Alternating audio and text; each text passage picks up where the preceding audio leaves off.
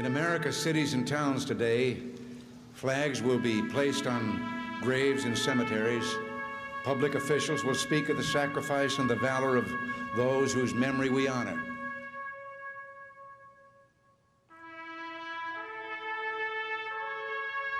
I have no illusions about what little I can add now to the silent testimony of those who gave their lives willingly for their country.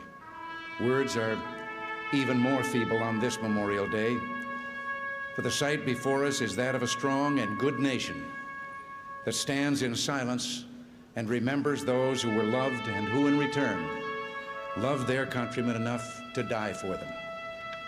Yet we must try to honor them, not for their sakes alone, but for our own. And if words cannot repay the debt we owe these men, surely with our actions, we must strive to keep faith with them and with a vision that led them to battle and a final sacrifice. Our first obligation to them and ourselves is plain enough. The United States and the freedom for which it stands, the freedom for which they died, must endure and prosper. Their lives remind us that freedom is not bought cheaply. It has a cost. It imposes a burden. And just as they whom we commemorate were willing to sacrifice, so too must we, in a less final, less heroic way, be willing to give of ourselves. Each died for a cause he considered more important than his own life. They didn't volunteer to die. They volunteered to defend values for which men have always been willing to die if need be, the values which make up what we call civilization. And how they must have wished, in all the ugliness that war brings, that no other generation of young men to follow would have to undergo that same experience.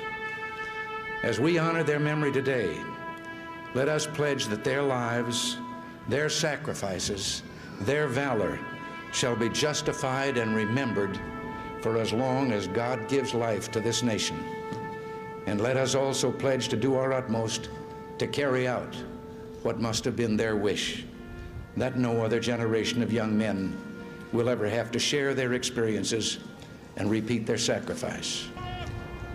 Earlier today, with the music that we have heard and that of our national anthem, I can't claim to know the words of all the national anthems in the world, but I don't know of any other that ends with a question and a challenge as ours does. Does that flag still wave o'er the land of the free and the home of the brave? That is what we must do.